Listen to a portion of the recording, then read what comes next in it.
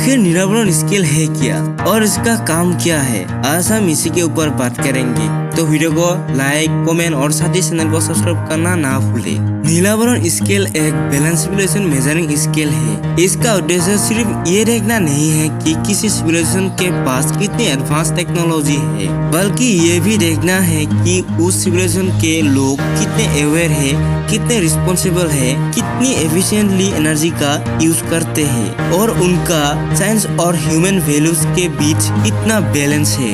इस स्केल का मानना है कि एक सिविलाइजेशन तभी ट्रूली एडवांस होती है जब उनका इनर डेवलपमेंट और आउटर डेवलपमेंट दोनों साथ साथ बढ़ है।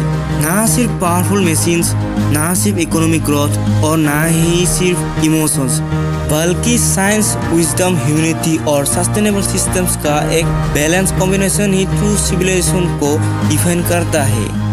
नीलावरण नाम कहाँ से आया?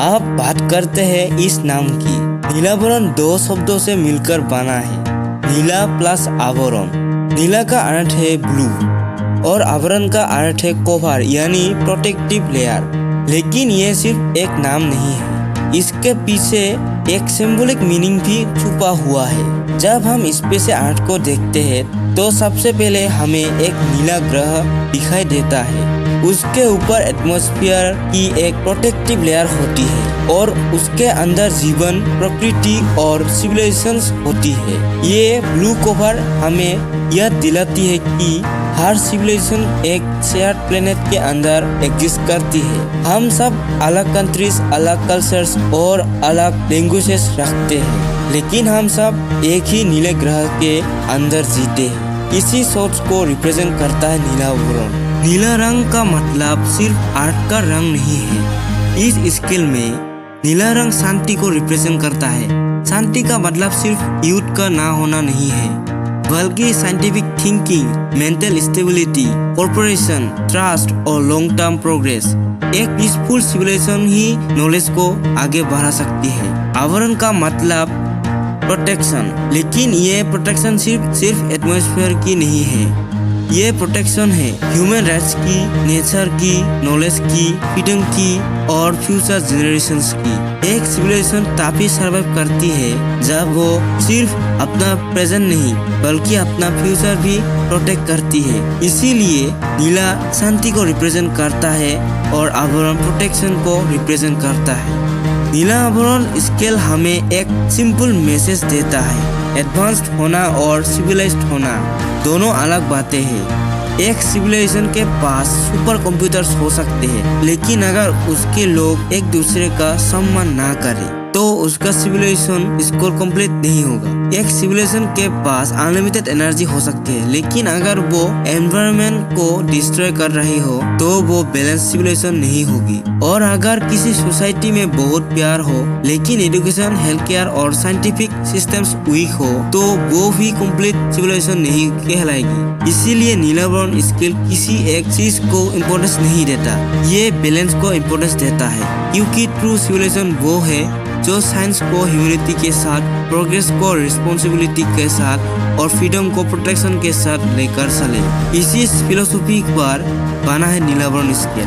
अगर मैं आपसे पूछूं, क्या एक सिविलाइजेशन सिर्फ उसकी टेक्नोलॉजी से एडवांस होती है या फिर सिर्फ जीडीपी, बिल्डिंग्स और एआई ही किसी सोसाइटी को महान बनाते हैं? अगर किसी देश के पास सबसे पावरफुल कंप्यूटर्स हो लेकिन लोग एक दूसरे से नफरत करते हो, अगर उसके पास क्लीन सिटीज हो लेकिन लोग मेंटली डिप्रेस्ड हो, अगर उसके पास अनलिमिटेड एनर्जी हो लेकिन उसका इस्तेमाल डिस्ट्रैक्शन के लिए हो, तो क्या हम उस सिविलाइजेशन को ट्रूली एडवांस कहेंगे? ये सिर्फ टेक्नोलॉजी को मेजर नहीं करता, ये मेजर करता है कि एक सिविलाइजेशन अंदर से और बाहर से कितनी बैलेंस्ड है। हिस्टोरी में ह्यूमंस ने सिविलाइजेशंस को कंपेयर करने के बहुत तरीके बनाए। Population, military power, economic strength, industrial development, internet access, artificial intelligence. लेकिन एक बहुत बड़ा सवाल हमेशा रह गया, क्या ये सभी चीजें मिलकर सिविलाइजेशन को डिफाइन करती है? मान लीजिए दो सिविलाइजेशन है। पहली सिविलाइजेशन मार्स पर कॉलोनी बना चुकी है, दूसरी सिविलाइजेशन अर्थ पर ही रहती है। अगर मार्स वाली सोसाइटी में वायलेंस बहुत ज्यादा है, लोग मेंटली अनहेल्दी है, नेचर डिस्ट्रॉय हो रहा है और साइंस सिर्फ वार के लिए यूज होती है, तो क्या वो सिविलाइजेशन सच में एडवांस्ड है? शायद नहीं। इसी प्रॉब्लम को सॉल्व करने के लिए एक बैलेंस अप्रोच की जरूरत पड़ती है और इसी आइडिया से नीलावरण स्केल का कॉन्सेप्ट आता है। नीलावरण स्केल एक बैलेंस सिविलाइजेशन मेजरमेंट फ्रेमवर्क है। इसका पर्पस किसी कंट्री को रैंक करवाना नहीं है, बल्कि ये देखना है कि सिविलाइजेशन किस डायरेक्शन में इवॉल्व हो रही है।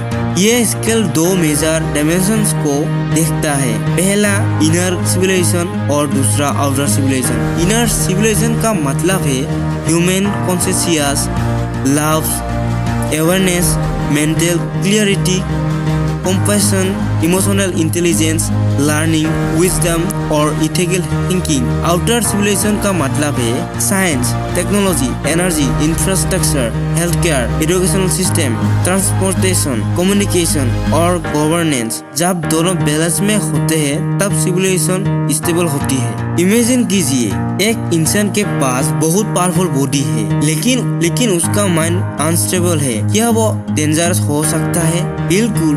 अब इमेजिन कीजिए किसी सिविलाइजेशन के पास अनलिमिटेड एनर्जी टेक्नोलॉजी है, लेकिन विजडम नहीं, तब टेक्नोलॉजी प्रोग्रेस की जगह डिस्ट्रक्शन का टूल बन सकती है। इसीलिए नीलावरण स्केल का सबसे इम्पोर्टेंट प्रिंसिपल है बैलेंस। क्या आपको और भी जानना है? सिविलाइजेशन को मेजर कैसे करता है, कौन से इंडिकेटर्स यूज करते हैं और किसी सिविलाइजेशन का स्कोर कैसे कैलकुलेट किया जा सकता है? अगर इसके बारे में और जानना है तो कमेंट में जरूर बताना।